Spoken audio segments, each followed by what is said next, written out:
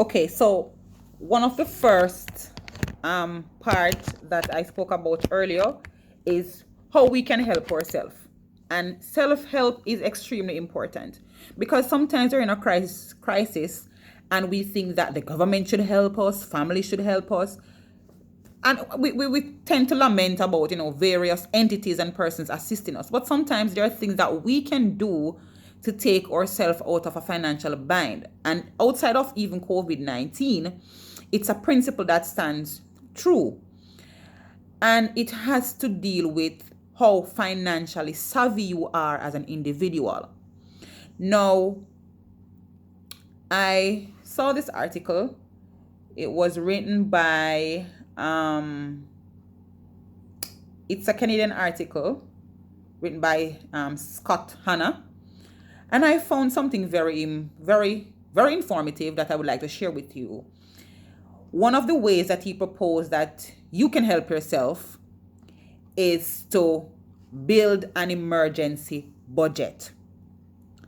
Now, don't confuse it with an emergency savings, because at this time in COVID-19, telling you to have an emergency savings would have been really cliche because you would have to be saving before.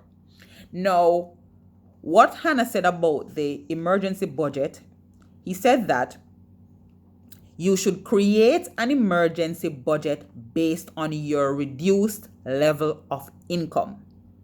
Now, for those who still have a job but have to deal with now reduced income, what they can do is to assess their needs now to match their current income. So it's understandable that if you're used to getting $80,000 per month, now you're getting $50,000. Your family structure don't change. You still have your children, you still have your light bill, you still have your water, etc. Now, what this means for you is that you need to now sort things by the most important and what's actually necessary.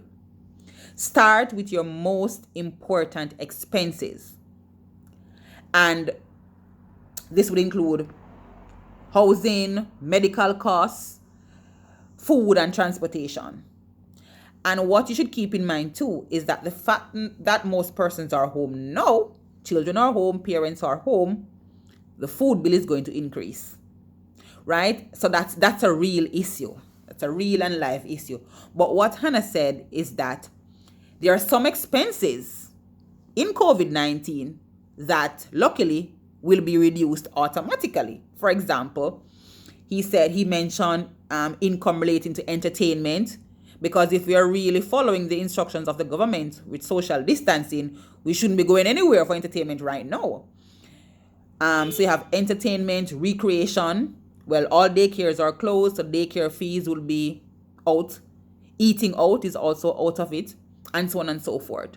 So those expenses by default would have been off your budget at the forefront. Now, don't think you have extra funds.